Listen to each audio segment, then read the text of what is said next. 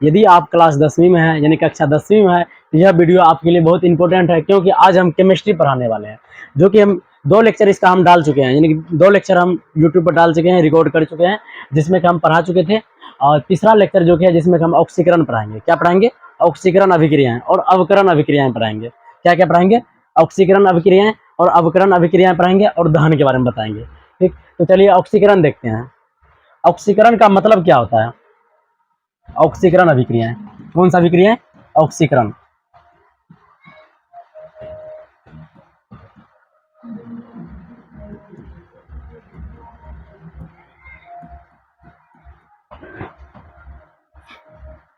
ऑक्सीकरण अभिक्रिया, ऑक्सीकरण अभिक्रिया का मतलब होता है ऑक्सीडेशन रिएक्शन।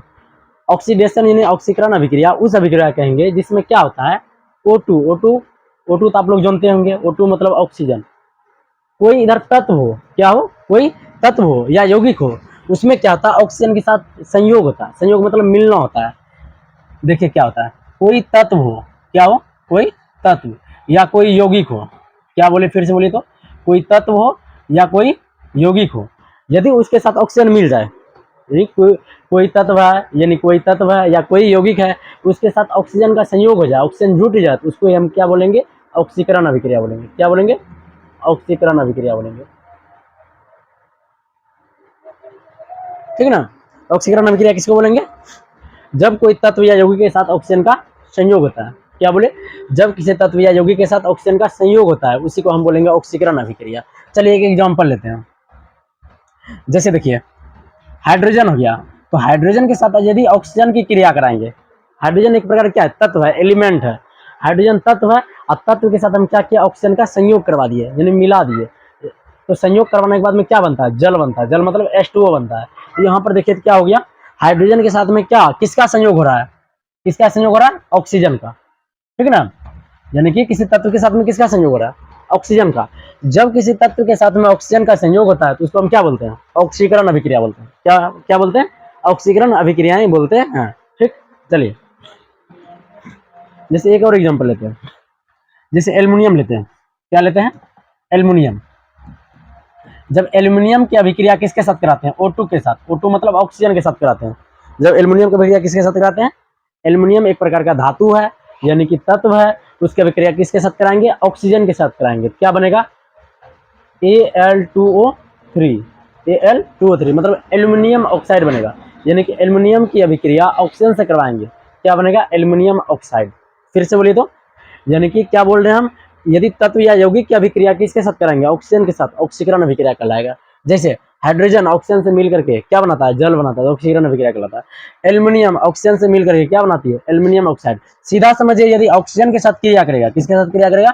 ऑक्सीजन के साथ क्रिया करेगा, यानी O2 के साथ क्रिया करेगा, तो यह कौन सा अभिक्रिया होगा? ऑक्सीकरण अभिक्रिया होगा। किसके कारण ऑक्सीकरण अभिक्रिया कहलाया? ये ऑक्सीजन के कारण। किसके कारण? ऑक्सीजन के कारण। ये ऑक्सीजन, यानी ऑक्सीजन से यदि क्रिया कर लिया, कौन अभिक्रिया कहलाएगा? ऑक्सीकरण अभिक्रिया। कौन अभिक्रिया कराएगा? ऑक्सीकरण।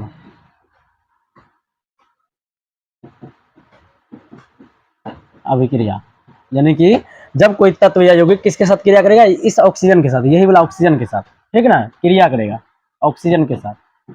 कौन क्रिया करेगा? कोई तत्व हो या धातु, या तत्व हो या यौगिक हो, कोई तत्व हो या यौगिक हो। जैसे ये है, ये क्या है? ये दोनों क्या है?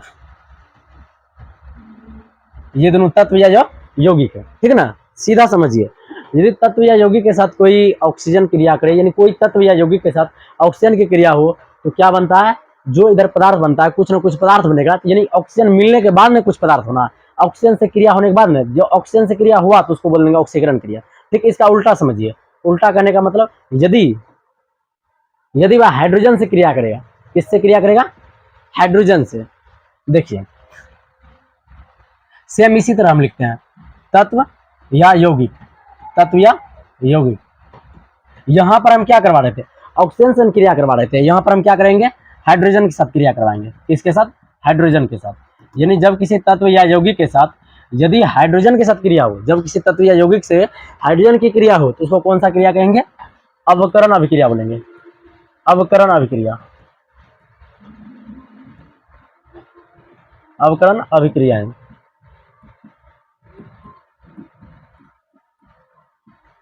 चलिए, अवकरण अभिक्रिया किसको बोलेंगे?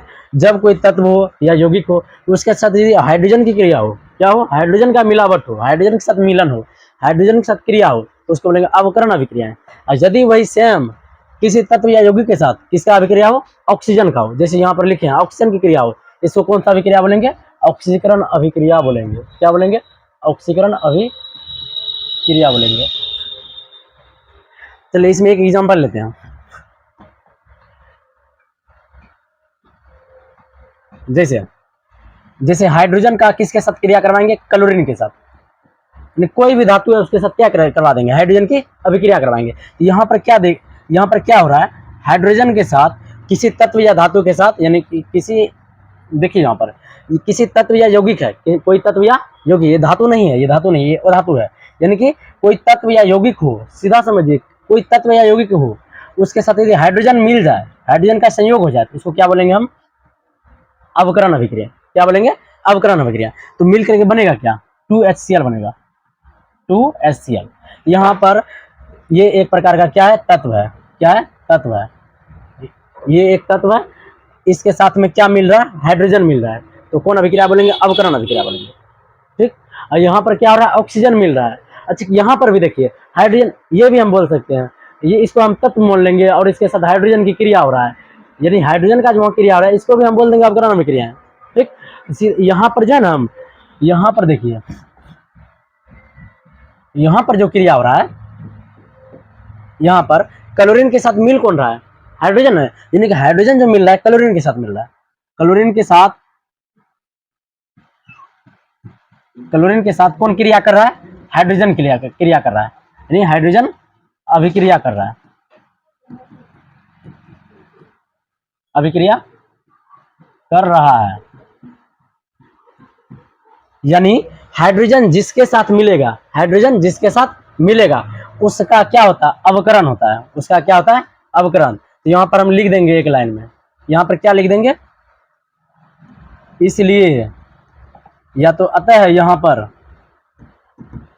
अतः, यहाँ कहने का मतलब इस अभिक्रिया में, इस समीकरण में किसका? क्लोरीन का क्या हो रहा है? क्लोरीन का अवकरण हो रहा है। क्लोरीन का क्या हो रहा है? अवकरण हो रहा है, अवकरण हो रहा है। देखिए यहाँ पर हो क्या रहा है, यानी कि जिसके साथ हाइड्रोजन का संयोग हो उसी का अवकरण होता है। और यहाँ पर देखिए तो यहाँ पर एल्युमिनियम के साथ ऑक्सीजन का संयोग हो रहा है, एल्युमिनियम के साथ ऑक्सीजन का संयोग हो रहा है, इसलिए यहाँ पर किसका हो रहा है? ऑक्सीकरण है। ऑक्सीकरण अभिक्रिया में ऑक्सीकरण होगा। किसका ऑक्सीकरण होगा? इसका ऑक्सीकरण होगा, एल्युमिनियम का ऑक्सीकरण। ऑक्सीकरण, ऑक्सीकरण किसका होगा? एल्युमिनियम का। यानी कि यहाँ पर क्या हो रहा है? एल्यूमिनियम का ऑक्सीकरण हो रहा है। यहाँ पर क्या हो रहा है? हाइड्रोजन का ऑक्सीकरण हो रहा है। किसका हो रहा है ऑक्सीकरण? हाइड्रोजन का, यानी कि हाइड्रोजन का क्या हो रहा है? ऑक्सीकरण हो रहा है। चलिए, तो यहाँ पर क्लोरीन के साथ हाइड्रोजन मिल रहा है, इसलिए क्लोरीन का यहाँ पर क्या हो रहा है? अवकरण हो रहा है। यहाँ पर एल्यूमिनियम के साथ ऑक्सीजन मिल रहा है, इसलिए एल्यूमिनियम का ऑक्सीकरण हो रहा है। और यहाँ पर, एक मिनट,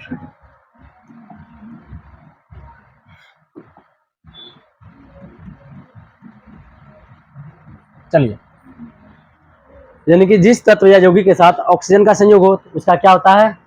अब ऑक्सीकरण होता है। जब किसी तत्व या यौगिक के साथ क्या हाइड्रोजन का संयोग हो वहां पर क्या होता है? अवकरण होता है। ठीक। इसमें एक और परिभाषा बनती है, इसमें एक और परिभाषा बनती है, समझिए कौन सा परिभाषा बनती है? जब कोई यौगिक है, क्या है?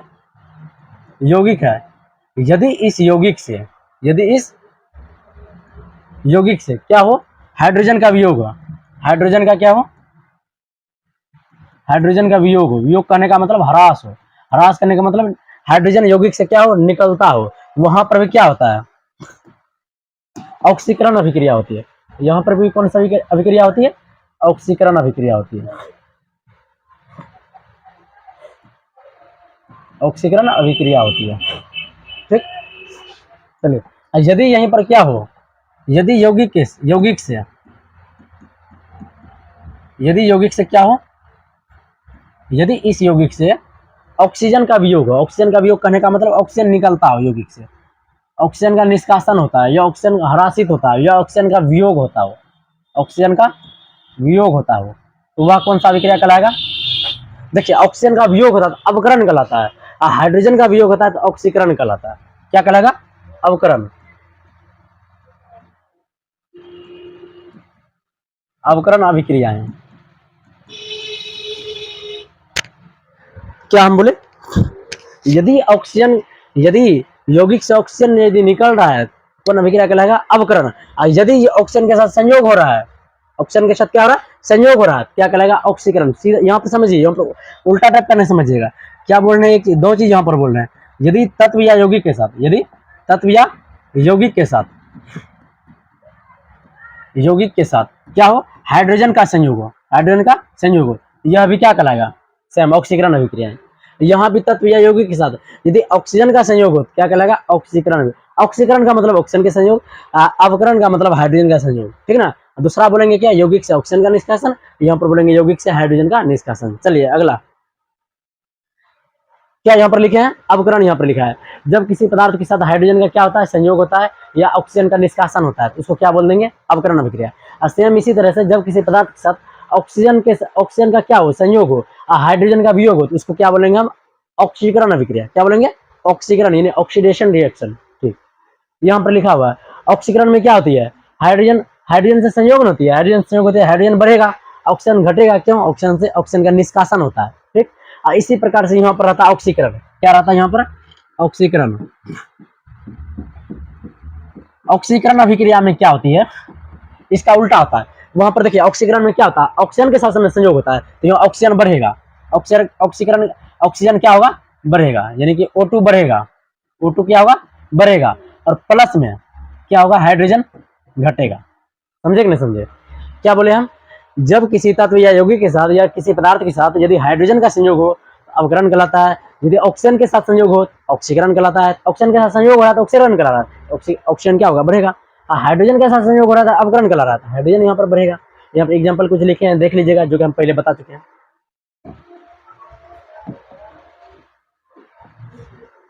रेडॉक्स अभिक्रिया। कौन सा अभिक्रिया? रेडॉक्स अभिक्रिया। तो रेडॉक्स अभिक्रिया किसको बोलेंगे? देखिए ऑक्सीकरण अभिक्रियाएं और अवकरण अभिक्रियाएं, क्या हम बोले? ऑक्सीकरण अभिक्रियाएं और अवकरण अभिक्रियाएं दोनों साथ साथ चलती है, यानी कि ऑक्सीकरण अभिक्रियाएं और अवकरण अभिक्रियाएं के सम्मिलित रूप को ही रेडॉक्स अभिक्रिया बोलते हैं। इन्हें ऑक्सीकरण और अवकरण की अभिक्रिया दोनों क्या चलती है? एक साथ होती है, इसी को हम क्या बोलते हैं? रेडॉक्स अभिक्रिया बोलते हैं। क्या बोलते हैं? रेडॉक्स अभिक्रिया। चलिए इस एग्जाम्पल में हम देख लेते हैं। यहाँ पर देखिए, तो यहाँ पर देखिए ये क्या है? यौगिक है। यह क्या है? यौगिक है।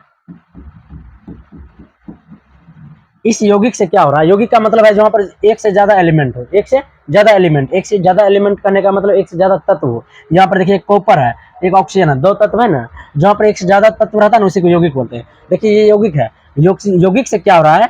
ऑक्सीजन निकल करके, ऑक्सीजन निकल गया, ऑक्सीजन निकल करके सिर्फ यहाँ Cu बचा है। तो ऑक्सीजन निकलना, यौगिक से ऑक्सीजन निकलना क्या कहलाता है? अवकरण कहलाता है।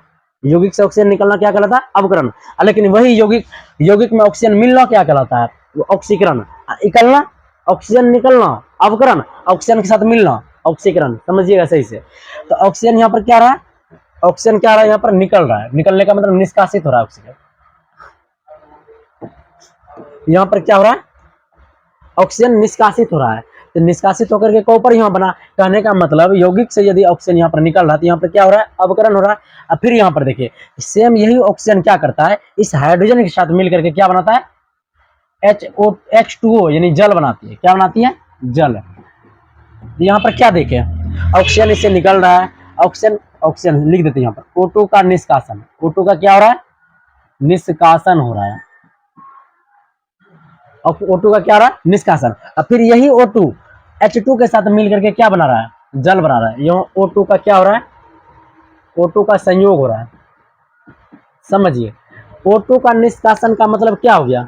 O2 के निष्कासन का मतलब कौन सा रिएक्शन हुआ? अवकरण। कौन सा हुआ? अवकरण। और यही O2 फिर इसके साथ मिल गया, तो O2 का मिलना क्या कहलाता है? ऑक्सीकरण। और O2 का निकलना अवकरण। यहाँ पर क्या हो रहा है? यहाँ पर क्या हो रहा है? ऑक्सीकरण। क्यों ऑक्सीकरण हो रहा है? क्योंकि ऑक्सीजन के साथ संयोग हो रहा है, इसलिए ऑक्सीकरण हो रहा है। क्या हो रहा है? ऑक्सीकरण। तो यहाँ पर हम क्या देखें? एक ही रिएक्शन में ऑक्सीकरण भी हो रहा है और अवकरण भी हो रहा है, यानी एक ही रिएक्शन में क्या हो रहा है, ऑक्सीकरण भी अवकरण भी। कहने का मतलब एक साथ ऑक्सीकरण और अवकरण अभिक्रियाएं हो रही है। देखिए ऑक्सीकरण और अवकरण की अभिक्रियाएं दोनों एक साथ होती है, इसी को क्या बोलते हैं, रेडॉक्स अभिक्रिया। इसको क्या बोलते हैं, रेडॉक्स अभिक्रिया।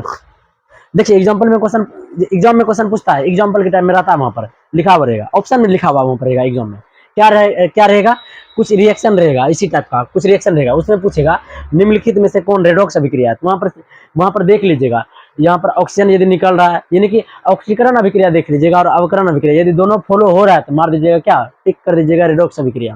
ठीक, चलिए अगला देखिए। चलिए ऑक्सीकरण अभिक्रियाएं vs अवकरण अभिक्रिया, मतलब दोनों में क्या तुलना, दोनों में तुलना करते हैं, दोनों में कंपेरिजन चल रही है। कंपेरिजन करने का मतलब क्या है, तो सीधा समझिए हम क्या बताएं, ऑक्सीकरण का मतलब ऑक्सीजन का मिलना, अवकरण का मतलब क्या होता है, हाइड्रोजन का मिलना। यहाँ पर देखिए, इधर लिखे हम ऑक्सीकरण, इधर लिखे अवकरण। ऑक्सीकरण का मतलब क्या होता है, ऑक्सीजन का मिलन, ऑक्सीजन का यानी O2 का मिलन, O2 का मिलना, O2 का मिलन। इधर क्या होता है, अवकरण का मतलब होता है H2 का मिलन, H2 का मिलन कहने का मतलब, H2 का मिलन करने का मतलब, यहाँ पर क्या हो रहा है, हाइड्रोजन हाइड्रोजन से संयोग हो रहा है, यहाँ पर ऑक्सीजन से संयोग हो रहा है। ठीक, चलिए दूसरा यहाँ पर क्या देखिएगा, ऑक्सीजन ऑक्सीजन का संयोग होता है, साथ ही साथ हाइड्रोजन का क्या होता है, ह्रास होता है, हाइड्रोजन का क्या होता है, ह्रास होता है। और यहाँ पर क्या होती है, हाइड्रोजन का संयोग होता है, ऑक्सीजन का ह्रास होता है। और अगला देखिए, यह ऑक्सीकरण क्या होता है, इलेक्ट्रॉन खोता है, इलेक्ट्रॉन क्या करता है, खो देता है। और यह इलेक्ट्रॉन क्या करता है, मतलब इसको इलेक्ट्रॉन प्राप्त होता है, इसको इलेक्ट्रॉन प्राप्त होता है, और इसका इलेक्ट्रॉन क्या होता है, गमन में तो खो जाता है, नष्ट होता है। और इसमें इलेक्ट्रॉन इंक्रीज होता है, यानी कि इलेक्ट्रॉन इसमें डिक्रीज होता है, इसमें इलेक्ट्रॉन बढ़ती है, यानी इलेक्ट्रॉन पता है, यह इलेक्ट्रॉन क्या करता है, खोता है। अगला देखिए, यहाँ पर एग्जाम्पल कुछ लिखा हुआ है, यहाँ पर क्या लिखा है, एग्जाम्पल में देखिए क्या हो रहा है, कार्बन ऑक्सीजन से अभिक्रिया करके क्या बना रही है, कार्बन डाइऑक्साइड, कार्बन ऑक्सीजन से अभिक्रिया करके क्या बना रही है, कार्बन डाइऑक्साइड। अब मैग्नीशियम यहाँ ऑक्सीजन से संयोग कर रही है, मैग्नीशियम ऑक्साइड, यानी कि ऑक्सीजन से यहाँ पर देखिए क्या हो रही है, ऑक्सीजन से संयोग हो रही है, ऑक्सीजन से क्या हो रही है, संयोग। यहाँ पर ऑक्सीजन से संयोग हो रही है, यहाँ भी ऑक्सीजन से संयोग हो रही है, यहाँ भी ऑक्सीजन से संयोग हो रही है। यदि ऑक्सीजन से संयोग हो जाए, यदि ऑक्सीजन से क्या हो जाए, ऑक्सीजन से संयोग हो जाए, यदि ऑक्सीजन से संयोग हो जाए तो उसको क्या बोलेंगे, ऑक्सीकरण अभिक्रिया। क्या बोलेंगे, ऑक्सीकरण अभिक्रिया, ऑक्सीकरण बोलते हैं। तो यहाँ पर देखिए ऑक्सीजन से संयोग हो रहा है ना, ऑक्सीकरण अभिक्रिया है। और यहाँ पर देखिए हाइड्रोजन से संयोग हो रहा है, क्या हो रहा है, हाइड्रोजन से संयोग हो रहा है। यहाँ भी देखिए हाइड्रोजन से इस अभिक्रिया में संयोग हो रहा है।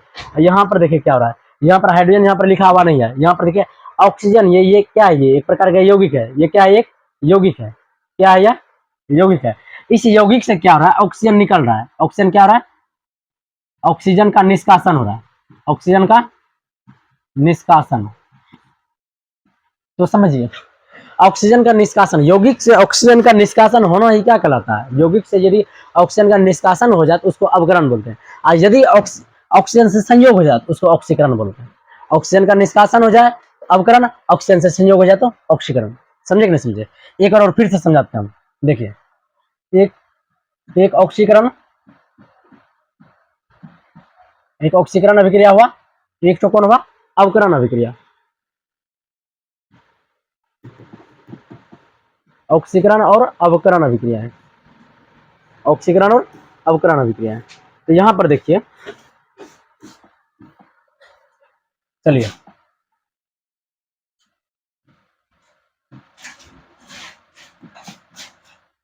ऑक्सीकरण और अवकरण अभिक्रिया में क्या होती है, ऑक्सीकरण में हम क्या बोले, ऑक्सीजन के साथ संयोग होना है। यहां पर हम क्या बोले, ऑक्सीकरण में O2 के साथ मिलन, यानी O2 के साथ संयोग होना, O2 के साथ क्या होना, संयोग, यानी O2 के साथ यहाँ पर संयोग होता है। और साथ ही साथ यौगिक से हाइड्रोजन का क्या होता है, वियोग, वियोग का मतलब ह्रास। एग्जाम में क्वेश्चन ऐसे इस टाइप से पूछेगा, किसी यौगिक से हाइड्रोजन का वियोग होना कौन सा क्रिया है, समझिएगा, हाइड्रोजन यौगिक से हाइड्रोजन का वियोग हो रहा है, वियोग होना क्या कहलाता है, ऑक्सीकरण। और यहाँ पर ऑक्सीजन के साथ क्या होता है, वियोग, और हाइड्रोजन का क्या होता है, हाइड्रोजन का H2 का संयोग, यानी कि किसी तत्व या यौगिक के साथ हाइड्रोजन का क्या होता है, संयोग। और O2 का क्या होता है, O2 का वियोग होता है, O2 का क्या होता है, वियोग होता है। ठीक, चलिए चलिए अगला समझिए।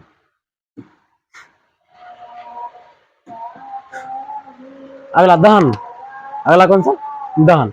दहन किसको बोलेंगे? दहन का मतलब क्या होता है? जलना। दहन का मतलब क्या था? ज्वाला के साथ जलना। मतलब दहन हम बोलेंगे किसको? वैसी रासायनिक अभिक्रिया है, क्या बोलेंगे? दहन भी एक प्रकार का क्या, रासायनिक अभिक्रिया का प्रकार है। दहन भी क्या है?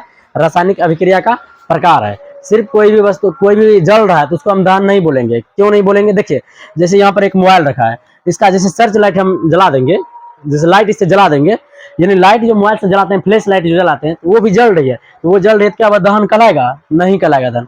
क्यों नहीं दहन कहलाएगा? क्योंकि वह जल जो रहा है ना, जल, वहां पर रासायनिक अभिक्रिया नहीं हो रहा। अब कैसे जानेंगे रासायनिक अभिक्रिया नहीं हो रहा है? रासायनिक अभिक्रिया होने का मतलब है कुछ पदार्थ अभिक्रिया में भाग लेकर के कुछ नया पदार्थ बनता है और उसका गुण क्या होता है? चेंज हो जाता है। तो वह चीज वहां पर नहीं होता है, ठीक ना। जैसे फ्लैश लाइट जल रहा है, तो जो जल रहा है लास्ट में, जो जल रहा है, जो लास्ट में जो बचा वही वही का वही रहता है, ठीक। जैसे जैसे बल्ब ही जलाते हैं, बल्ब में जलाते हैं, उसका फिलामेंट जो जलती है, तो जलने के बाद भी लास्ट में फिलामेंट तो बच ही नहीं जाता है। फिलामेंट पहले जल रहा था, लास्ट में फिलामेंट बच गया, वहां पर क्या होता है? फिलामेंट जल रहा था, लास्ट में फिलामेंट ही बच गया, तो वहां पर देखिए, तो वहां पर हुआ क्या? चेंजिंग कुछ हुआ? गुण में परिवर्तन हुआ? नहीं हुआ परिवर्तन, इसलिए उसको रासायनिक अभिक्रिया नहीं बोलेंगे। जब उसको रासायनिक अभिक्रिया नहीं बोलेंगे तो उसको दहन भी नहीं बोलेंगे। तो इस प्रकार से हम कह सकते हैं दहन भी क्या है? रासायनिक अभिक्रिया का प्रकार है। दहन के लिए क्या जरूरी है? रासायनिक अभिक्रिया जरूरी है। रासायनिक अभिक्रिया का मतलब उसके गुण में परिवर्तन भी चाहिए, ठीक। देखिए, दहन में सबसे पहले देखिए, कोई भी पदार्थ जल करके, कोई पदार्थ जल करके क्या देती है? ऊष्मा और प्रकाश। दहन, दहन में क्या होता है? कोई भी पदार्थ जल करके, कोई भी पदार्थ क्या होता है? जल करके, कोई भी पदार्थ जल करके क्या देती है? ये पदार्थ जल करके ऊष्मा और प्रकाश देती है। क्या देती है? ऊष्मा और प्रकाश। जल करके ऊष्मा और प्रकाश देती है। ऊष्मा प्लस प्रकाश, यानी ऊष्मा प्लस प्रकाश। तो दहन के लिए दो चीज चाहिए, दो चीज चाहिए ना। दहन में दो चीज निकलती है, क्या क्या निकलती है? दहन यानी कोई पदार्थ को जलाएंगे तो उससे ऊष्मा निकलेगा और उससे क्या निकलेगा? लाइट। कहने का मतलब प्रकाश निकलेगा। इसी को हम दहन बोलते हैं। इसको हम क्या बोलते हैं? दहन। अब दहन के लिए चाहिए क्या क्या? देखिए, दहन के लिए, दहन के लिए सबसे पहला, यदि हम कोई पत्थर एक ले लेंगे, क्या पत्थर में एक माचिस से जलाएंगे तो जलेगा पत्थर? नहीं जलेगा। जबकि बताइए, माचिस से जलने वाला चीज है कि नहीं? माचिस से जल जाएगी। जैसे रुई को जलाएंगे तो रुई तो जल जाएगी माचिस से, पत्थर जलेगा? नहीं जलेगा। तो दहन के लिए क्या क्या चाहिए? देखिए, दहन दहन के लिए चाहिए क्या क्या। सबसे पहला ऐसा पदार्थ लेंगे जो जल जाए, यानी कि जलने वाला पदार्थ होना चाहिए। क्या होना चाहिए? जलने वाला पदार्थ, यानी कहने का मतलब दहनशील पदार्थ। दहनशील का मतलब जो जल जाए पदार्थ, दहनशील पदार्थ, दहनशील पदार्थ होना चाहिए पहला नंबर। क्या बोले हम? यानी दहन के लिए आवश्यक कंडीशन, यानी कि आवश्यक शर्त है, यानी दहन जो है कब है, दहन कब होगा? सब दहन, दहन के लिए कोई भी पदार्थ होना चाहिए तो वह जलने वाला पदार्थ होना चाहिए। कहने का मतलब दहनशील पदार्थ चाहिए। दहनशील पदार्थ का मतलब है जो पदार्थ क्या हो जाए, आसानी से जल जाए, ठीक ना। दूसरा नंबर, मान लीजिए कोई जलने वाला पदार्थ है, जैसे मान लीजिए यहाँ पर लगा हुआ है कुछ, जैसे यही ले लिए, एक मोटा, कुछ मोटा सील ले लेते हैं। क्या लेते हैं? मोटा सील लेते हैं, या मोटा एक प्लाई लेते हैं। क्या लेते हैं? मोटा प्लाई या मोटा सील, जो कि जलने वाला पदार्थ है। जलने वाला है कि नहीं? तो जलने वाला पदार्थ दहन से पदार्थ तो कहलाएगा। लेकिन हम क्या करेंगे? माचिस की तीली लेंगे, बार करके लगा देंगे, क्या जलेगा? नहीं जलेगा। माचिस की तीली से उसको हम नहीं जला सकते हैं, क्योंकि कोई भी पदार्थ जलने के लिए उसका पर्याप्त टेम्परेचर भी चाहिए, पर्याप्त तापमान भी चाहिए। कहने का मतलब प्रज्वलन ताप, यानी कि प्रज्वलन ताप। प्रज्वलन ताप कहने का मतलब जितना आवश्यक उसको टेम्परेचर है उतना ताप उसको मिलना चाहिए, तब वह पदार्थ जलेगा, नहीं तो नहीं जलेगा। तीसरा एक है ऑक्सीजन। तीसरा क्या है? ऑक्सीजन। कहने का मतलब O2 भी चाहिए। क्या चाहिए? O2 भी चाहिए, यानी ऑक्सीजन, ऑक्सीजन भी चाहिए, प्लस में दहनशील पदार्थ होना चाहिए और प्रज्वलन ताप की प्राप्ति होना चाहिए। क्या होना चाहिए? देखिए, प्रज्वलन ताप या ज्वलन ताप भी लिख सकते हैं वहां पर, ठीक। यानी जिस ताप पर कोई पदार्थ क्या हो जाए, जलने लगे। एक चाहिए दहनशील पदार्थ, यानी कि जो पदार्थ जल सके, और ऑक्सीजन चाहिए, यानी कि वायु चाहिए, यानी कि दहन को बनाए रखने के लिए क्या चाहिए? हवा चाहिए, ऑक्सीजन चाहिए, ठीक। और ज्वलन ताप भी चाहिए। क्या चाहिए? ज्वलन ताप या प्रज्वलन ताप भी चाहिए, यानी कि वह न्यूनतम टेम्परेचर जिस पर कोई पदार्थ क्या होता है? जलना प्रारंभ करता है, स्टार्टिंग करता है, ठीक ना। उसी को हम प्रज्वलन ताप या ज्वलन ताप बोलते हैं। चलिए, देखिए, ज्वाला के तीन भाग हैं। ज्वाला कितने भाग हैं? तीन भाग। कौन कौन है? एक आंतरिक भाग है, एक मध्य भाग है, एक बाहरी भाग है। यानी ज्वाला के कितने भाग हैं? यानी कोई पदार्थ जलाएंगे तो उससे क्या निकलेगा? ज्वाला निकलेगा। सबसे पहले हम समझे कोई पदार्थ जल रही है, अगर रासायनिक अभिक्रिया वहां पर हो रहा है उसको हम दहन बोलेंगे, और उससे प्रकाश और उष्मा निकलना चाहिए, उसको हम क्या बोलेंगे? दहन बोलेंगे। दहन के लिए हमको कितना चीज चाहिए? 3 चीज चाहिए। कितना कंडीशन चाहिए? कितना आवश्यक शर्तें चाहिए? 3 चीज। सबसे पहली कौन सा है? ज्वलनशील पदार्थ, यानी कि वैसा पदार्थ लेंगे जो जल जाए। दूसरा, उसके लिए टेम्परेचर भी चाहिए। उसके लिए क्या चाहिए? टेम्परेचर। कहने का मतलब जिस नियंत्रण ताप पर वह जलना प्रारंभ करे उतना टेम्परेचर चाहिए तब वह जलेगा, वैसे नहीं जलेगा। यानी ज्वलनशील, यानी कि प्रज्वलन ताप की प्राप्ति। ठीक ना। तीसरा हम क्या बोले? जलने के लिए क्या चाहिए? पर्याप्त। जलने के लिए पर्याप्त मात्रा वायु चाहिए। क्या चाहिए? ऑक्सीजन चाहिए। जलने के लिए क्या चाहिए? ऑक्सीजन। चलिए, अब जो जल रही है उससे क्या निकल रही है? ज्वाला। ज्वाला के भी 3 पार्ट होता है। कौन कौन? एक ज्वाला देखिए यहाँ पर जैसे जल रही है, तो एक आंतरिक भाग होता है, नीचे वाला भाग, एक बीच वाला भाग, एक ऊपर वाला भाग। इसी तरह से यहाँ पर लिखे हैं। एक कौन सा भाग? वो आंतरिक भाग, नीचे वाला भाग, एक मध्य वाला भाग, एक सबसे ऊपरी वाला भाग। सबसे ऊपरी वाला भाग। देखिए, आप मानिए तो जैसे एक कोई भी चीज को हम जला रहे हैं, कोई तीली कोई जला दे, कोई भी किसी चीज को, किसी पदार्थ को हम जला रहे हैं, समय जलाने के बाद में सबसे ऊपर में जलाता है और नीचे जलाता है, बीच में जलाता है। क्या टेम्परेचर सभी जगह समान रहता है? तापमान सभी जगह समान रहता है? तापमान सभी जगह समान नहीं रहती है। सबसे तापमान ज्यादा कहां पर रहती है? ऊपर वाला पार्ट पर, यानी कि बाहरी पार्ट पर। बाहरी पार्ट जो होता है ना, बाहरी भाग, ज्वाला का सबसे बाहरी भाग गर्म भाग होता है। कैसा होता है? गर्म भाग। और उसका कलर कैसा होता है? ज्वाला का नीला रहता है। कलर कैसा आता है? नीला। अब बीच में जो रहता है, बीच में यानी बीच मध्य वाला भाग, वह मीडियम तापमान रहता है, उसका मीडियम तापमान। उसका कलर कैसा होता है? पीला कलर होता है। कैसा होता है? पीला कलर। और चमकदार भाग, यानी चमकता हुआ पीला भाग होती है। और सबसे ऊपर वाला भाग कैसा होता है? ऊपर वाला भाग सबसे गर्म होता है, यानी टेम्परेचर ज्यादा रहती है, और उसका कलर कैसा होता है? उस ज्वाला का कलर नीला कलर होता है। ठीक। और सबसे आंतरिक, आंतरिक कहने का मतलब सबसे नीचे वाला भाग जो होती है, सबसे नीचे वाला भाग जो रहती है ज्वाला का, वह कैसा रहता है? सबसे ठंडा रहती है। सबसे कैसा रहता है? ठंडा। और कैसा रहता है? उसका रंग काला रहता है। क्या रहता है? काला रहता है। अब वहां पर पूर्ण दहन भी नहीं होता, वहां पर अपूर्ण दहन होती है। वहां पर क्या होती है? अपूर्ण दहन होती है। और देखिए, सीधा समझिए, एक कोई पदार्थ जला रहे हैं, जैसे मानिए कोई मोमबत्ती यहाँ पर है। क्या है? मोमबत्ती। इस मोमबत्ती को जब हम जलाएंगे, यानी कि लो के साथ जलाएंगे, इसमें 3 भाग होगा। कितना भाग होगा इस ज्वाला में? 3 भाग। ये क्या है? ज्वाला। ज्वाला में कितना भाग होगा? 3 भाग होगा। 3 भाग कौन कौन होगा? एक ये वाला भाग आंतरिक हो गया, ये मध्य वाला भाग हो गया, ये बाहरी वाला भाग हो गया। क्या क्या हम बोले? ये आंतरिक भाग, ये मध्य भाग, ये बाहरी भाग। बाहरी भाग जो होता है सबसे गर्म वाला भाग होता है। सबसे क्या होता है? गर्म वाला भाग। सबसे ज्यादा गर्म होती है, गर्म वाला भाग। ये वाला पार्ट जो था ना, आंतरिक भाग, ये सबसे कम ठंडा, यानी सबसे ठंडा होती है, सबसे ठंडा, यानी कम गर्म होती है, ठंडा भाग है। क्या है? ठंडा भाग, सबसे कम ठंडा। ये मध्य भाग में होता है मध्य टेम्परेचर, मतलब मध्यम तापमान होता है, मध्य तापमान, यानी कि ना तो ज्यादा गर्म होता है ना तो ज्यादा ठंडा होती है। और इसका कलर भी बता दिए कैसा होता है। इस ज्वाला का कलर कैसा होता है? काला टाइप का। क्या होता है? काला। कलर इसका कैसा होता है? काला। ज्वाला का कलर काला होता है। और ऊपर में जो ऊपर के ज्वाला का भाग कैसा होता है? नीला होता है। क्या होता है? नीला। ऊपर में जो इसका भाग कैसा होता है? सबसे ऊपर में जो रहती है उसका नीला कलर होता है, यानी ज्वाला कलर कैसा होता है? नीला। और यहाँ पर जो रहता है बीच में, उसका भाग कैसा होता है? पीला। उस ज्वाला का कलर कैसा होता है? पीला। पीला कहने का मतलब पूरा चमकदार रहेगा, पूरा चमकदार। और ऊपर में टेम्परेचर ज्यादा, जला देंगे, यहाँ पर हाथ रखेंगे ना, हाथ यहाँ पर ज्यादा ज्यादा यहाँ पर जलेगा हाथ। बीच वाला भाग कम जलता है, यहाँ पर तो और कम जलता है। समझे कि नहीं समझे? 3 भाग हम समझा दिए। चलिए अगला बताते हैं। चलिए, दहन, इसका कुछ एग्जांपल यहाँ पर लिखा है। क्या है? एग्जांपल। देखिए, मोमबत्ती का जलना भी दहन कहलाता है, मैग्नीशियम का भी दहन होता है, हाइड्रोजन का भी दहन होता है, प्राकृतिक गैस का भी दहन होता है, पेट्रोल का भी दहन, लकड़ी का। ये सब पदार्थ का क्या होता है? दहन। लगभग पदार्थ, सभी पदार्थ का क्या होता है? दहन होता है। दहन के लिए आवश्यक शर्त यही है, दहनशील पदार्थ होना चाहिए, उसका दहन होगा ही। ठीक ना। और उसके टेम्परेचर टाइप का जितना जितना उसको तापमान चाहिए, जितना उसकी ज्वलन ताप की प्राप्ति है, जितना तापमान में उतना टेम्परेचर चाहिए, तब ये वह पदार्थ जलेगा। अगला है एलपीजी। अगला क्या है? एलपीजी। एलपीजी कहने का मतलब है liquefied petroleum gas. Liquefied petroleum gas. LPG का मतलब फुल फॉर्म क्या होता है? Liquefied petroleum gas. ठीक। इसमें समझिए, लिक्विफाइड पेट्रोलियम गैस यानी एलपीजी में जो होता है, कितने घटक होती है? कितने घटक होती है? इसका कंपोनेंट जो होती है, घटक जो होती है, 3 गो होती है। कौन कौन? एक इथेन, प्रोपेन, ब्यूटेन। कौन कौन होता है?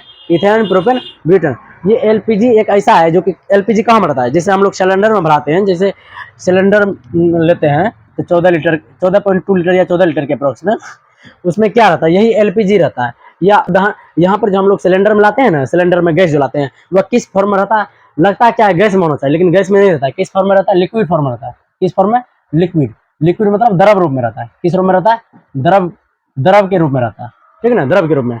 जैसे उसमें डालते हैं, सिलेंडर में भर देते हैं, क्या क्या, इथेन, प्रोपेन और ब्यूटेन, ठीक ना। उसमें जो ऊपर में रहता है नोजल टाइप का, उसको जैसे दबाते हैं, दबाने के बाद में जो निकलती है वह गैस फॉर्म में मिल जाती है, गैस फॉर्म में निकलती है। किस फॉर्म में निकलती है? गैस फॉर्म में। एक चीज और समझिए, ये इथेन, प्रोपेन, ब्यूटेन, ये तीनों में गंध नहीं होता है। क्या? गंध नहीं होता है। इस तरह से एलपीजी में भी गंध नहीं निकलना चाहिए, ठीक ना। एलपीजी जो रहता है उसमें गंध, देखिए यहाँ पर क्या हम लिखे हैं, ये रंगहीन और गंधहीन होती है। एलपीजी क्या होती है? रंगहीन और गंधहीन। कहने का मतलब गंधहीन मतलब गंध उसमें नहीं होता है। गंध क्या होता है? उसमें नहीं था, और उसका कोई कलर भी नहीं होता है, और उसमें गंध भी नहीं होता है। तो लेकिन जो लीक जो करता है उससे गंध निकलती है। ऐसा क्यों? जब एलपीजी में गंध रहबे नहीं करता है, ना तो इथेन में गंध है, ना तो प्रोपेन में गंध है, ब्यूटेन में गंध, और यही तीनों से मिलकर के एलपीजी बना, उसमें गंध जब रहबे नहीं करता तो गंध निकलता क्यों है? गंध उसमें निकल, मतलब जब लीक होती है तो गंध का पता कैसे चलता है? देखिए, यही लीकेज से बचने के लिए, यानी कि सिलेंडर में जो लीकेज होता है, पाइप में जो लीकेज होता है, उस लीकेज से बचने के लिए उसमें क्या मिलाया जाता है? देखिए, उसमें मरकैप्टन, कौन सा mercaptan? Ethyl mercaptan. Ethyl mercaptan उसमें मिलाया जाता है।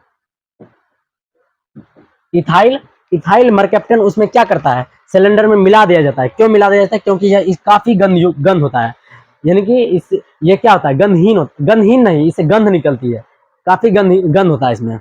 ये क्या होती है? जब इसको गंध युक्त पदार्थ यह है इथाइल मरकैप्टन, इस इथाइल मरकैप्टन को जब क्या करते हैं, सिलेंडर में मिला देते हैं, जैसे लीकेज हुआ तो ये तीनों तो निकलवे करेगा, साथ साथ में ये नहीं निकलेगा, क्योंकि इसमें मिलाए हैं। किसमें मिलाए हैं? एलपीजी वाला सिलेंडर में मिलाए हैं। ये भी उससे क्या होगा?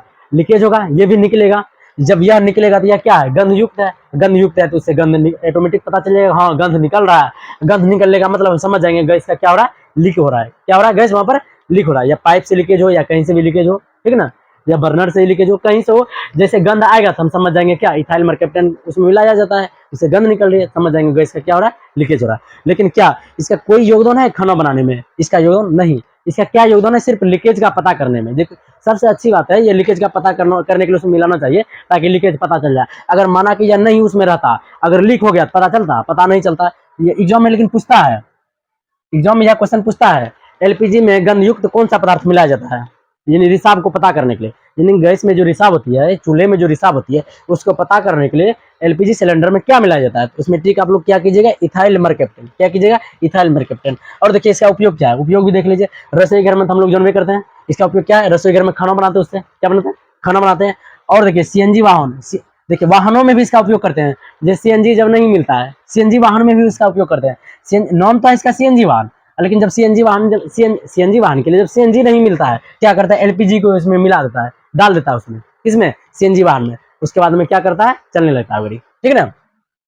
कहने का मतलब है इसका उपयोग है रसोई घर में खाना बनाने में, और सीएनजी वाले वाहन में एलपीजी का उपयोग किया जाता है, ठीक। देखिए इसका लाभ क्या है? लाभ यही है, इससे धुआं नहीं निकलती है। क्या है? इससे धुआं नहीं निकलती है, कार्बन डाइऑक्साइड निकलते हैं और जल निकलती है, ठीक है ना, उत्पन्न करती है कौन? एलपीजी। और इससे कोई धुआं किसी प्रकार का नहीं निकलता है। चलिए अगला देखिए, अगला लवण। लवण देखिए, जो कि अगला क्लास में हम बताए थे लवण किसको बोलते हैं। इसके पहले वाले जो क्लास था ना उसमें हम बताए थे लवण किसको बोलेंगे। लवण का मतलब है दो पदार्थ मिलना चाहिए। कौन कौन? एक अम्ल, एक भस्म। कौन कौन? एक अम्ल, भस्म बोलिए या क्षार बोलिए। जब अम्ल और क्षार आपस में अभिक्रिया करके क्या बनाती है? लवण और जल बनाती है। क्या बोले? जब अम्ल और भस्म की अभिक्रिया होती है तो उसमें क्या बनती है? लवण और जल बनती है। और लवण का जो पीएच मान होता है कितना होता है? 7 होता है। कितना होता है? 7 होता है। और यह क्या है? न तो खट्टा होती है, न तो कड़वा होती है, ना तो तीखा होती है, ठीक है ना, ना तो नमकीन होती है। कहने का मतलब यह उदासीन होती है। क्या होती है? उदासीन। यानी कि लवण एक ऐसा पदार्थ है, न तो इसमें अम्ल का गुण पाया जाता है, न इसमें भस्म का गुण पाया जाता है। दोनों की क्रिया को क्या करता है? नष्ट कर देता है। यानी अम्ल भस्म की क्रिया को नष्ट करता है, भस्म अम्ल की क्रिया को नष्ट करता है, नष्ट करके बनाता है लवण और जल, ठीक। इसका पीएच मान कितना होता है? 7 होता है। लवण का पीएच मान कितना होता है? 7। यह कौन सा अभिक्रिया है? उदासीनीकरण अभिक्रिया, यानी उदासीन है, उदासीन होता है। लवण क्या होता है? उदासीन होता है। अम्ल और क्षार अभिक्रिया करके लवण और जल बनाते हैं, लवण और जल बनाते हैं। यहाँ पर कुछ एग्जांपल लिखे हुए हैं, ये अम्ल है, ये क्षार है, दोनों अभिक्रिया करके लवण बना लिया। क्या बनाया? लवण, और साथ ही साथ जल बनाता है, ठीक। जो कि ये सब जो रिएक्शन है, जो कि अच्छी तरीके से हम कौन सा चैप्टर में समझाएंगे, यानी 10th के जो केमिस्ट्री में जो है सेकंड चैप्टर, केमिस्ट्री का सेकंड चैप्टर कौन सा है? यही चैप्टर है सेम। कौन? अम्ल, भस्म और लवण, इसमें हम बता देंगे सही से। चलिए अगला देखिए, अम्ल, क्षार और लवण में तुलना। अम्ल, क्षार, लवण में तुलना, ये भी अगला चैप्टर में बता देंगे। अम्ल क्या होता है? स्वाद में खट्टा होता है या कड़वा होता है। लवण ना तो कड़वा होता है ना तो खट्टा होता है, ठीक ना। ये हाइड्रोजन आयन देता है और ये कौन सा आयन देता है, हाइड्रोक्साइड आयन देता है। ये नीले लिटमस पत्र को लाल करता है, ये लाल लिटमस पत्र को क्या करता है, नीला करता है। इसका पीएच मान 7 से कम होता है, इसका पीएच मान 7 से ज्यादा होता है। इसका कुछ एग्जाम्पल यहाँ पर लिखा है, हाइड्रोक्लोरिक अम्ल, सल्फ्यूरिक अम्ल और नाइट्रिक अम्ल। यहाँ पे लिखा है सोडियम हाइड्रोक्साइड और पोटेशियम हाइड्रोक्साइड। देखिए ये हम फास्ट में बता दिए, जो कि इस चैप्टर का नहीं है, यहाँ पर लिखा है। ये जो है ना अगला चैप्टर हम बताएंगे, सेकंड चैप्टर में।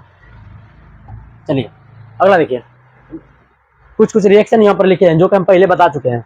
मैग्नीशियम ऑक्सीजन से अभिक्रिया करके मैग्नीशियम ऑक्साइड बनाती है।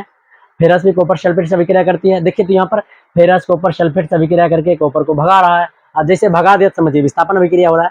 यहाँ पर देखिए, यहाँ पर क्या हो रहा है, विद्युत अपघटन। जब इसमें विद्युत धारा प्रवाहित करेंगे तो हाइड्रोजन मुक्त होगा और ऑक्सीजन मुक्त होगा। हाइड्रोजन किस पर मुक्त होगा, कैथोड पर, ऑक्सीजन एनोड पर। देखिए प्रकाश रासायनिक अभिक्रिया भी हम बता दिए। यहाँ पर लिखा है प्रकाश रासायनिक अपघटन अभिक्रिया, मतलब प्रकाश की उपस्थिति में इसको क्या करेंगे, तोड़ देंगे एजी और बीआर में, ठीक है ना, इन बीआर2 में। कैल्शियम कार्बोनेट भी यहाँ पर देखिए, यहाँ पर कौन सा अभिक्रिया हो रहा है, वियोजन हो रहा है। यानी कैल्शियम कार्बोनेट को जब गर्म करते हैं तो कैल्शियम ऑक्साइड और कार्बन डाइऑक्साइड गैस बनती है, यहाँ पे टूट रहा है, वियोजित हो रहा है। और यहाँ पर क्या हो रहा है देखिए तो, यहाँ पर NaCl है, AgNO3। यहाँ पर क्या हो रहा है, Na इसके आयन से मिल गया, यानी कि Na जो है इसका आयन ले लिया, इसका आयन, फिर Ag क्या क्या इसका आयन ले लिया, ठीक है ना। यहाँ पर आयन का चेंज हो रहा है, आदान प्रदान हो रहा है। इसको बोलेंगे क्या, द्विविस्थापन अभिक्रिया बोलेंगे। इसमें क्या होता है, सफेद अवक्षेप प्राप्त होता है, और अवक्षेप किस रूप में होता है, ठोस रूप में होता है। अवक्षेप किस रूप में होता है, ठोस रूप में। यही जो अवक्षेप किस रूप में है, ठोस रूप में है। और कलर कैसा होता है, सफेद होता है, ठीक ना, क्या होता है, सफेद। ये क्या है, अवक्षेप है। चलिए उदासीनीकरण में अम्ल और भस्म अभिक्रिया करके लवण और जल बनाती है, ठीक ना। और रेडॉक्स अभिक्रिया में क्या होती है, ऑक्सीकरण और अवकरण दोनों साथ साथ चलती है, यानी ऑक्सीजन से भी अभिक्रिया होती है और हाइड्रोजन से भी। यानी कहने का मतलब है ऑक्सीकरण और अवकरण जब साथ साथ होगा तो उसको हम रेडॉक्स अभिक्रिया बोलेंगे। कुछ यहाँ पर क्वेश्चन लिखा हुआ है, जो कि एक बार क्वेश्चन देख लीजिएगा। यहाँ पर जितना हम पढ़ाए सब क्वेश्चन यहाँ पर लिखा हुआ है, ठीक। यानी विस्थापन अभिक्रिया किसे कहते हैं, एग्जाम्पल लिखिए। द्विविस्थापन अभिक्रिया किसे कहते हैं, एग्जाम्पल लिखिए। ऊष्माक्षेपी और ऊष्माशोषी अभिक्रिया क्या है, उसमें अंतर लिखिए। कुछ रासायनिक अभिक्रिया किसे कहते हैं, कुछ एग्जाम्पल लिखिए, ठीक। यहाँ पर संतुलित और असंतुलित रासायनिक समीकरण में क्या कर रहा है, अंतर लिखने के लिए बोल रहा है। संयोजन वियोजन अभिक्रिया क्या है, या तो उसमें अंतर लिखिए, सेम है। ऑक्सीकरण अभिक्रिया जो बता दी उसमें भी अंतर लिखिए। एलपीजी का पूरा नाम क्या है और इसका मुख्य घटक क्या है। देखिए एक इसका जो है ना, इसका मुख्य घटक, इसमें टोटल 3 घटक है, क्या क्या, इथेन, प्रोपेन और ब्यूटेन। लेकिन इसका मुख्य अवयव पूछेगा ना, क्या होता है, ब्यूटेन होता है। क्या होता है इसका, ब्यूटेन होता है मुख्य अवयव, यानी मुख्य घटक। यानी कि कौन घटक, मुख्य घटक। मुख्य घटक कौन होता है, ब्यूटेन होता है, ठीक। चलिए इतना हम बता चुके, क्या क्या बता दिए, संयोजन अभिक्रिया, विस्थापन अभिक्रिया और ऑक्सीकरण, यानी संयोजन, वियोजन, विस्थापन, द्विविस्थापन, अवकरण, ऑक्सीकरण, ये सब हम बता दिए, ठीक। तो ऊष्माक्षेपी भी बता दिए, ऊष्माशोषी भी, संतुलित रासायनिक समीकरण, संयोजन अभिक्रिया, वियोजन अभिक्रिया। वियोजन का मतलब क्या था, टूट जाना। वियोजन का मतलब क्या था, टूट जाना। संयोजन का मतलब दो को पदार्थ मिल करके एक को पदार्थ बनाएगा। अब वियोजन का मतलब एक को टूटेगा तो 3 को बनेगा। अम्ल क्षार मिल करके क्या बनाएगा, लवण और जल बनाएगा, लवण और जल। यहाँ पर क्या है, दहन। दहन का मतलब है उष्मा देना चाहिए और प्रकाश आना चाहिए, ठीक ना। और देखिए यहाँ पर रेडॉक्स अभिक्रिया, रेडॉक्स मतलब ऑक्सीकरण और अवकरण दोनों क्या हो, साथ साथ चलता हो, ठीक ना। द्विविस्थापन का मतलब है दो यौगिक हो लेकिन आयन का क्या हो, आदान प्रदान करता हो। विस्थापन का मतलब क्या होता है, कोई ताकतवर क्या करता है, कमजोर को धक्का मार के भगा देता है। ताकतवर कहने का मतलब है मजबूत क्रियाशील वाला क्या करेगा, कमजोर क्रियाशील वाले तत्व को हटा देगा, ठीक ना। ऊष्माक्षेपी का मतलब उष्मा निकलना, और ऊष्माशोषी का मतलब उष्मा से अभिक्रिया होना, यानी उष्मा की जरूरत होती है और उष्मा इसमें निष्कासित होती है, ठीक ना। असंतुलित का मतलब है दोनों और परमाणु संख्या क्या हो, समान हो। और संतुलित का मतलब दोनों और संतुलित यहाँ पर नहीं लिखा है, समझ लीजिए। और संतुलित का मतलब क्या होता है, दोनों और परमाणु संख्या असमान होता है, समान नहीं हो। और संयोजन मतलब मिलना, और वियोजन मतलब टूटना, ठीक ना। तो इतना हम बता दिए, जो कि पहला चैप्टर पूरी तरीका से खत्म हो चुका है, ठीक ना। अगला जो पार्ट आएगा उसमें सेकंड चैप्टर बताएंगे केमिस्ट्री का, जो कि कौन सा सेकंड चैप्टर है, यहाँ पर लिखा हुआ सेकंड चैप्टर नहीं है। सेकंड चैप्टर कौन सा है, अम्ल, भस्म और लवण, जो कि दूसरा चैप्टर है।